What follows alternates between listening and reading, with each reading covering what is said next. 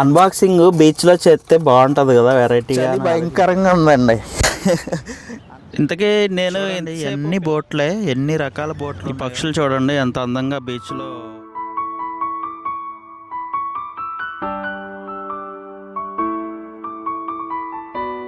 చలిగాలికి Kuwait flag రెపరెపలా ఆడిపోతుందండి, భలే ఎగురుతుంది. Hello, అందరికీ నమస్కారం. అందరూ బాగున్నారా? నేను మీ బాబీ పాలకొల్లు బాబీని. చలి భయంకరంగా ఉందండి.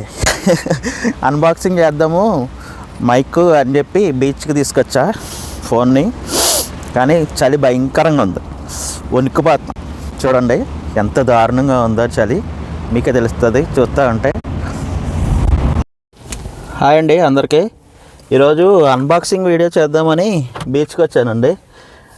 బీచ్కి వస్తే అమ్మ చల్లగాలి అయితే చాలా భయంకరంగా ఉంది, మామూలుగా లేదు. ఇప్పుడు మీరు చూసుంటారు, నేను వీడియో చేద్దామని ఆన్ చేసి అసలు నిలబడలేకపోతున్నాను. బయట టెంపరేచర్ ఎంత ఉందంటే 9 డిగ్రీలు ఉంది, చల్ల గాలి, మాట్లాడలేకపోతున్నాం అసలు. అలా ఉంది కోయిట్లో పరిస్థితి. ఇంకా అందుకని తీసుకొచ్చి సెటప్ అంతా కారులో పెట్టాను నెమ్మదిగాని. ఇంకా ఈ మైకు మోయా మైకు మొన్న అన్బాక్సింగ్ చేసినప్పుడు చూపించానండి మీకు అందరికీ. ఈ మోయా మైకు అయితే, ఈ మోయా మైకు ఏంటంటే వైరు చాలా ప్రాబ్లం. మనం ఎక్కడికైనా బయటకు వెళ్ళి వీడియో తీయాలంటే వైర్ ఇలా ఉంటుంది అనమాట అడ్డంగా. మనం ఇలా ఒక చేత్తో వైర్ ఇక్కడ తగిలించుకోవచ్చు, లేదంటే ఇలా పట్టుకుంటాం కదా. ఈ వైర్ చాలా ప్రాబ్లంగా ఉంది. ఇదేంటంటే ఒక రూమ్లో కూర్చుని కదలకుండా వ్లాగింగ్ చేస్తూ ఉంటారు కదండి, అలాంటి వాళ్ళకి చాలా బాగుంటుంది. కానీ ఇలా తిరుగుతా, ట్రావెలింగ్ చేస్తా, ఎక్స్ప్లోరింగ్ చేస్తా, అటు ఇటు తిరుగుతా వీడియో చేసే వాళ్ళకి ఇది చాలా కష్టమైన పని అనమాట ఈ వైర్ తోటి. ఇంకా అందుకోసం అని మళ్ళీ మైక్ తీసుకోవాల్సి వచ్చింది. మైక్ తీసుకున్నానండి ఈరోజు. ఇది మైక్ DJI మినీ. ఇది ఒక TX ఒక RX అండి, అంటే సరిపోతుంది. దీనికి ఛార్జింగ్ కేసు, బాక్స్ అలాంటివి ఏం రావు, ఓన్లీ ఈ రెండే వస్తాయంట. చూద్దాం లోపల ఏమున్నాయో ఒకసారి ఓపెన్ చేసి.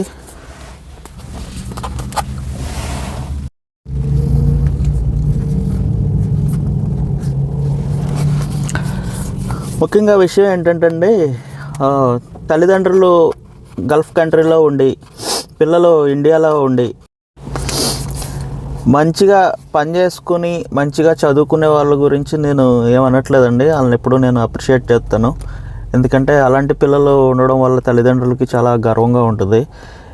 ఏ పని చేయకుండా, చదువు సంధ్య లేకుండా ఖాళీగా ఉండి గల్ఫ్లో తల్లిదండ్రులని వేధించుకుని తింటున్నారండి చాలామంది పిల్లలు. వాళ్ళు కాస్ట్లీ బైకుల కోసం, వాళ్ళకి కావాల్సిన కాస్ట్లీ మొబైల్స్ కోసం, ఇంకా కాస్ట్లీ సామాన్ల కోసం వీళ్ళ చేత ఇక్కడ EMIలు కట్టిస్తూ ఉంటారు. మీ తల్లిదండ్రులు ఇక్కడ చాలా కష్టపడుతున్నారమ్మా.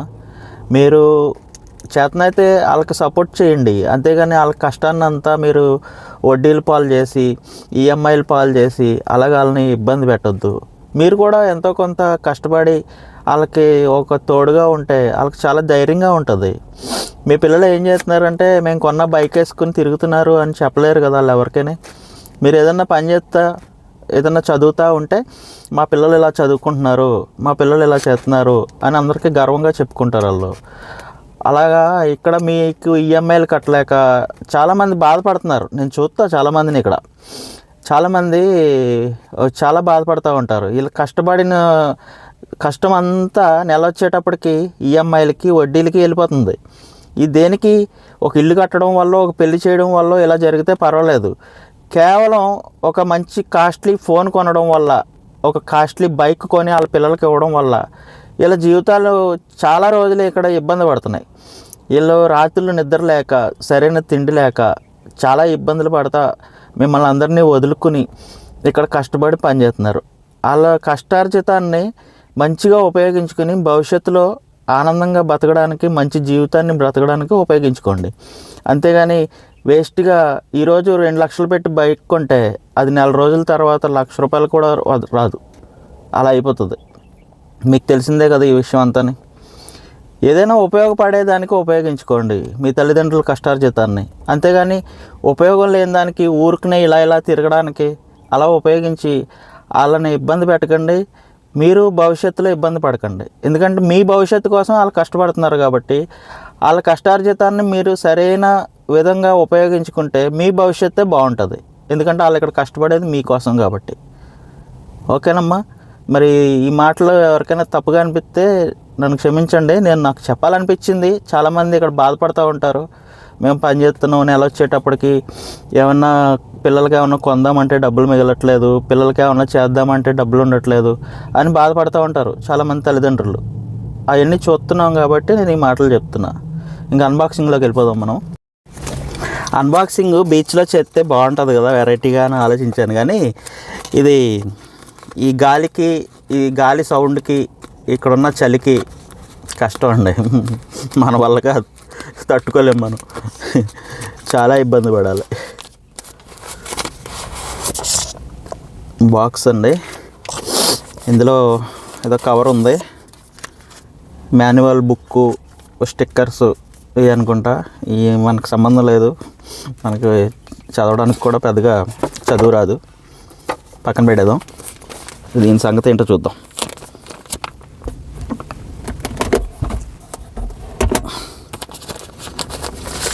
ఇదండి బ్యాగ్ చాలా బాగుంది క్వాలిటీగా. చిన్న పర్సు, లేడీస్ పర్స్ లాగా ఉంది. అలా ఉన్నాయి అందులో కవర్లు. ఇవి మైక్కి పెట్టుకోవడానికి అదే ఉంటాయి కదండి పైన, అవి అట్ల పేరేంటో నాకు సరిగ్గా తెలీదు, మీరు కామెంట్లో పెట్టండి నాకు.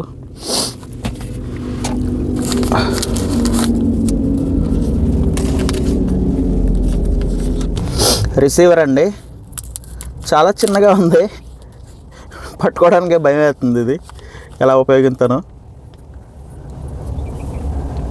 చాలా చిన్నగా ఉంది, సింపుల్గా. నెక్స్ట్ ఏమున్నాయి చూద్దాం. ఇది సి టైప్ కేబుల్ అండి, ఛార్జింగ్ పెట్టుకోవడానికి. మళ్ళీ ఇదేమో కెమెరాకి పెట్టుకోవడానికి వైరు.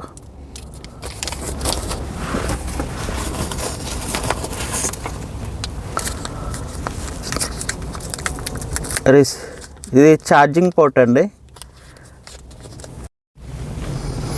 అంటే రిసీవర్కి సి టైపు పోర్ట్ ఇచ్చాడండి. ఇది డైరెక్ట్గా ఛార్జింగ్ పెట్టేసుకోవాలి రిసీవరు. ట్రాన్స్మిటర్ వచ్చేటప్పటికి దీని మీద పెట్టి ఛార్జింగ్ పెట్టుకోవాలన్నమాట అండి. ట్రాన్స్మిటర్ కూడా తీద్దాం బయటికి. రావమ్మా బంగారు తల్లి, ఎక్కడున్నావు నువ్వు? నీతోటే పనంతా. బూమ్. ఏముందండి ఇది, చిన్నదే, చిన్న చాక్లెట్ అంత ఉంది ఇది ట్రాన్స్మిటర్. ఇది ఛార్జింగ్ పెట్టుకోవడానికి దీనికి సి టైప్ పోర్ట్ ఇవ్వలేదు. ఇది ఇందులో పెట్టి ఛార్జింగ్ పెట్టుకోవాలి. వా, మ్యాగ్నెట్ సిస్టమ్ అండి, చాలా బాగుంది, చాలా పవర్ఫుల్గా పట్టుకుంది. ఇలా పెట్టగానే ఇక్కడ ఛార్జింగ్ పెట్టుకోవాలండి. ఇది ట్రాన్స్మిటర్ చాలా స్ట్రాంగ్గా ఉంది మ్యాగ్నెట్. అలా అనగానే ఫిక్స్ అయిపోతుంది దానికి. ఇంకా ఏమున్నాయి చూద్దాం ఉండండి. ఇది సి టైపు అడాప్టర్ అండి, మనం ఫోన్కి పెట్టుకోవడానికి. ఈ సి టైప్ అడాప్టర్ ఇది నేను యూట్యూబ్లో చూశాను, అంతే, ఇంకేం లేవు. యూట్యూబ్లో చూశాను ఇది ఎలా పెట్టాలా అని ఒక వీడియోలో చూశాను. దీనికి ఇక్కడ క్యాప్ ఉంటుందండి కింద రిసీవర్కి. ఆ క్యాప్ ఇలా తీసేసి ఇక్కడ ఇది ఇలా పెట్టుకోవాలి. అలా ఫిక్స్ అయిపోతుంది అన్నమాట. ఇప్పుడు దీన్ని మనం స్మార్ట్ ఫోన్కి పెట్టుకుని ఆన్ చేసుకుని కనెక్ట్ చేసుకుని మాట్లాడేసుకోవచ్చు అండి డైరెక్ట్గా. గోప్రోకి ఎలా పెట్టాలో తెలియదు ఇంకా నాకు, నేను తెలుసుకుని తర్వాత మళ్ళీ మీకు చెప్తాను. బాగుంది కదండి మైక్. ఇది చెక్ చేసిన తర్వాత సౌండ్ క్వాలిటీ ఎలా ఉన్నది చూసి చెప్తాను. ఓకేనండి. ఇంతకీ నేను ఇంతసేపు పిల్లల గురించి ఎందుకు చెప్పానంటే, నేను అనవసరమైన విషయాల్లో ఎప్పుడూ దూరను మాట్లాడను, నాకు ఇష్టం ఉండదు. కాంట్రవర్సీ వీడియోలు అయ్యి అంటారు కదా, అవి కూడా నాకు ఇష్టం ఉండదు. నేను ఎందుకు చెప్పానంటే మొన్న రీసెంట్గా ఒక వీడియో చూశాను నేను. యూట్యూబ్లో ఒక వీడియో చూశాను, గల్ఫ్ బాబాయ్ గారు అని ఆయన ఛానల్లోని. ఆయన ఎడారిలో ఒక ఆయన్ని ఇంటర్వ్యూ చేసినప్పుడు ఆయన ఏం చెప్పారంటే, మా పిల్లలిద్దరూ చైతన్య కాలేజీలో చదువుతున్నారని చాలా గర్వంగా చెప్పారు. ఆయన ఎడారిలో పని, గొర్రెల దగ్గర, కోళ్ళ దగ్గర ఎడారిలో పని అంటే మామూలుగా ఉండదండి, చాలా భయంకరంగా ఉంటుంది. అటువంటి పని చేసుకుంటా కూడా ఆయన పిల్లల కోసం ఎంజాయ్ చేస్తున్నాడు పని, ఆయన కష్టపడతా కూడా. అలాగా పిల్లల కోసం తల్లిదండ్రులు కష్టపడేటప్పుడు వాళ్ళకి ఆ కష్టం అనిపించకూడదు, ఆ పని కష్టం అనిపించకుండా చాలా సింపుల్గా ఆ పిల్లల కోసం ఎంత కష్టమైనా పడాలి అని అనిపించేలా ఉండాలన్నమాట. పిల్లలు ఇంటి దగ్గర పిల్లలు మీకే చెప్తున్నా అందరికీ, మీరందరూ తల్లిదండ్రులకి సపోర్ట్ చేయాలి. సపోర్ట్ చేసినప్పుడే వాళ్ళు బాగా కష్టపడి మీకోసం కొన్ని డబ్బులు సంపాదించి మిమ్మల్ని మంచి పొజిషన్లోకి తీసుకొచ్చి పెడతారనమాట. సరేనా, అర్థం చేసుకోండి. బీచ్లో గాలి చాలా ఎక్కువ వేస్తుంది. నేను నాయిస్ క్యాన్సిలేషన్ పెట్టలేదండి మైక్కి, చూడండి. అంటే టెస్టింగ్ కోసం అని నేను నాయిస్ క్యాన్సిలింగ్ ఆన్ చేయలేదు. ఇలా ఉంటుంది ఈ మైక్ యొక్క క్వాలిటీ, మీకు అర్థమవుతుందని ఇలా పెట్టాను. ఇప్పుడు చూడండి, నాయిస్ క్యాన్సిలేషన్ ఆన్ చేస్తాను.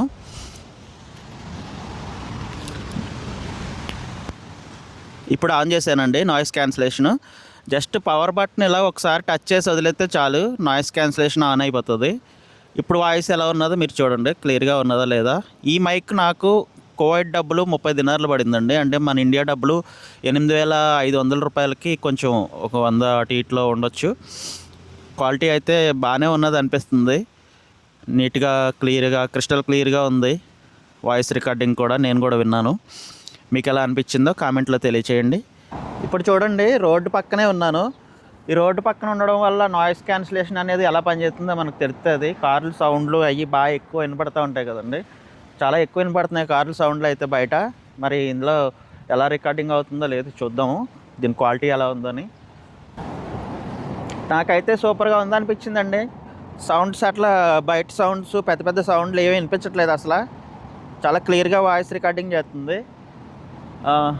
మీకు ఎలా అనిపించింది కామెంట్లో తెలియచేయండి. ఈ మైక్ బాగుందా? 8,500 రూపాయలకి ఈ మైక్ బెటర్ అంటారా లేదా అసలు ఏంటి? నాకు ఏ విషయం నాకు కామెంట్ పెట్టండి. ప్రతి ఒక్కరు కూడా కామెంట్ పెట్టండి. నా వీడియోస్ మీకు నచ్చినట్లయితే సబ్స్క్రైబ్ చేసుకుని లైక్ చేసి సపోర్ట్ చేయండి ఫ్రెండ్స్. ఇంతకీ నేను ఎక్కడున్నానని మీరు అందరూ చూస్తున్నారు కదా. ఇప్పుడు నేను కువైట్లో మెరీనా బీచ్లో ఉన్నానండి. ఇది మెరీనా బీచ్ అంటారు. చూడండి, ఇక్కడ మంచి మంచి కాస్ట్లీ బైక్స్ కూడా ఉన్నాయి. బాగున్నాయండి బైక్స్. ఎవరెవరికి ఏ ఏ బైక్ నచ్చిందో వాళ్ళందరూ కామెంట్ చేయండి.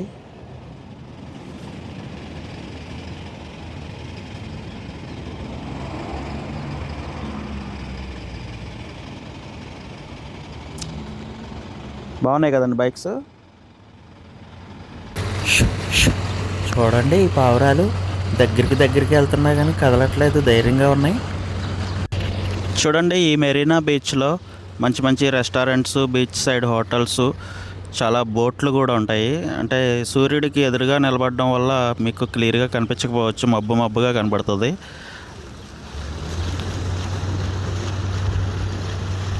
చూడండి, చాలా బాగుంటాయి కువైట్లో బీచ్లు.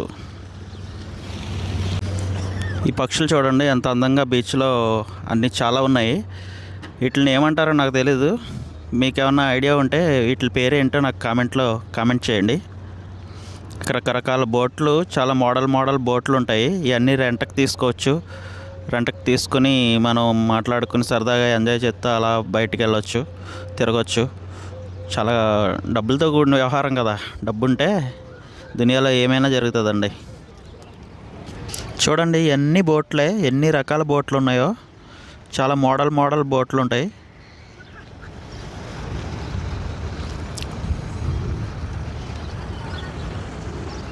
మన తెలుగు వాళ్ళు కువైట్లో ఎవరన్నా ఇక్కడ ఉన్న వాళ్ళు చాలామందికి ఇంట్రెస్ట్ ఉంటుంది అక్కడ ఇక్కడ తిరగాలని. కానీ తీసుకెళ్లే వాళ్ళు లేక, ఎక్కడికి వెళ్ళాలో తెలియక చాలామంది వెళ్ళరు అనమాట.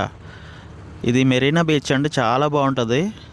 ఇక్కడ ఎక్కువ ఫిలిపీనీస్కి సంబంధించిన వాళ్ళు ఎక్కువ మంది వస్తూ ఉంటారు. అక్కడ దూరంగా చూడండి, బిగ్ బోట్ ఎవరో బుక్ చేసుకున్నారు. వెళ్తూ ఉంది స్లోగా. అలా బుక్ చేసుకుని సముద్రంలోకి వెళ్ళి దాని మీద లంచ్ డిన్నర్ అన్నీ చేసి ఎంజాయ్ చేసి వస్తూ ఉంటారు ఖాళీగా ఉన్నప్పుడు. చూడొచ్చండి, పబ్లిక్ ఎక్కువగా తిరిగే బీచ్ల్లో ఇలా పెడతా ఉంటారు. వీటిని ఏమంటారో కామెంట్ చేయండి.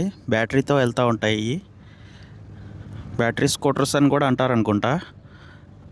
సింపుల్ అండి, వీటికి ఒక యాప్ ఉంటుంది, అది డౌన్లోడ్ చేసుకుని క్యూఆర్ కోడ్ ఉంటుంది ప్రతిదానికి కూడా. క్యూఆర్ కోడ్ స్కానింగ్ చేసి అందులో డబ్బులు కట్ అవుతాయి, రెంట్ ఎంత అని వేసుకుని వెళ్ళిపోవడమే. ఎంతసేపు దాంట్లో టైం చూపెడుతుంది, ఎంతసేపటికి ఇన్ని డబ్బులని. తర్వాత మళ్ళీ దీనికి కొన్ని పార్కింగ్ ప్లేస్లు ఉంటాయి, అక్కడికి తీసుకొచ్చి అక్కడ పార్క్ చేసేసి పెట్టేసేయచ్చు.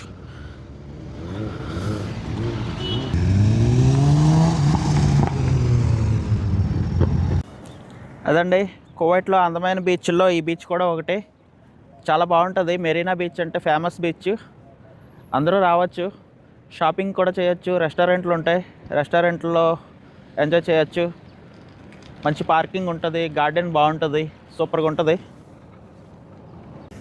కువైట్లో ఉన్న వాళ్ళు తప్పకుండా ఈ బీచ్కి రండి. ఏదో ఒక రోజు వచ్చి ఖాళీగా ఉన్నప్పుడు సరదాగా చూసి ఎంజాయ్ చేసి వెళ్ళండి. చాలా బాగుంటుంది, మంచి రిచ్గా ఉంటుంది, చాలా బాగుంటుంది. వీడియో ఇక్కడితో ముగించేస్తున్నాను.